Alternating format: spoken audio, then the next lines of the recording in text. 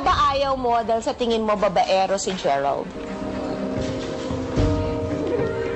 Do you feel babaero si Gerald? Hindi ko alam. No. Takot Yes or lang no kasi lahat ng lalaki na nakikilala ko, babaero. Yes or no lang? Are you afraid na si Gerald babaero? Yes or no? Gitna? Slight yes, slight no. Yes, because of the mga chismis. No, because sa pagkakakilala mo? Sa pagkakakilala ko siya, hindi siya babaero. Kasi ang alam ko pag babaero, maraming girls, maraming mag-gimmick, maganyan. Hindi naman siya ganun eh. Okay. Ito na. Top 10 question number 2.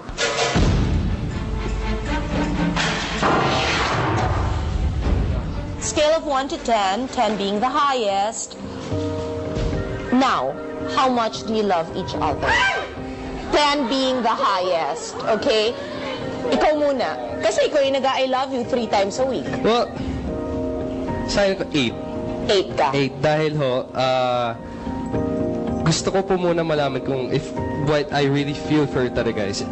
Alam ko naman it's real, but I wanna see how strong it is. Wala pa I kaming think what you're commitment. trying to say also is you want to see if how long it will last. And how long? Kasi gaano yun, katagal. you're both super young eh. So, Ikaw, yun. scale of 1 to 10, love na hindi mo pa I love you back. Siguro mga 6. Oh, bakit? Wala, may takot, may pagdududa, may marami para umabot sa 10. So, nasa 6. Yeah. Siya nasa 6, ikaw nasa 8. Ito na. Top 10 question number 1. On Entertainment Live, Kim, sinabi mo ang linyang ito. Kasi nga love team kami. Bakit pa siya naghahanap ng iba?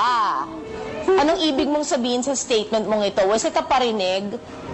No, Was it- kasi tinanong ako kung bakit ako parang nagre-react sa ganun. Sabi ko, syempre love team kami, kailangan namin pangalagaan yung mga fans namin. Syempre yung mga fans nagagalit din, ba't may puling ganyan-ganyan, ba't nai-link sa iba, ganyan-ganyan. Kaya yun, gusto ko rin yung work ko. Hindi. Syempre hindi lang love team as in team, diba? There are real emotions involved. Syempre kasi, I don't think you can be as successful a love team as you are kung wala talagang tumitibok sa puso nyo. So syempre, in your case naman talaga, masakit yon, diba? Na merong ibang mga mababanggit. Yes? Okay, I'll end this na lang by saying, how much longer can you wait for her to say I love you back? And how much longer do you intend to make him wait? Go, Gerald. I don't know, I can wait until the day she says yes. Haba naman ang hair ko. Sobra. Ikaw, how long? 19 ka ba? Yeah, 19. 19, di ba? Magna-19 Magna next 19 year. ka. So, 20? 21, 22? Hindi ko alam. Ano sabi nyo? Bukas na.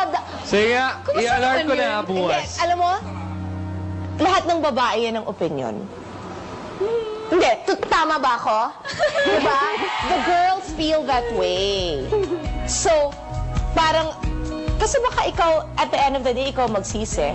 Baka mawala pa sa'yo. Alam ko naman yun eh. Tsaka nasa isip ko naman na kung kami talaga.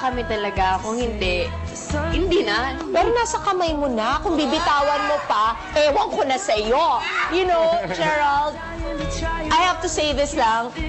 My opinion of you went up so much talaga because of this interview. Kasi I was not nice to you last week, but you're here now and you're so nice. And before lang talaga as a girl, worried ako for Kim. Kasi parang, di ba, we all love her, we all voted for her and all, and we didn't want you to hurt her. Pero ngayon, nakita ko sa inyong dalawa, sincere ka, love mo siya.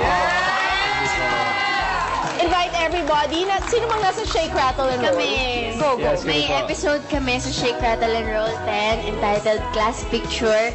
Sa December 25 po yan, entry ng Metro Manila Film Fest. And may Yes. mall shows din kami. December 6, nasa Bigutan po kami. SM Bigutan. December 7, Sukat.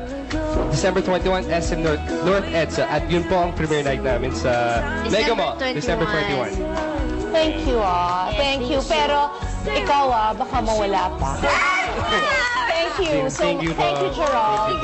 Last, Go. happy birthday po si Tita Josie. And Lilio, happy Yan. birthday. Happy birthday po. Wag na, hindi pa nga nag-yes. Magkikiss ka, hindi, ito na lang. Pag ano na, promo na ng tayong dalawa at Yes. magta-top 10 tayo ulit. Kailangan talaga.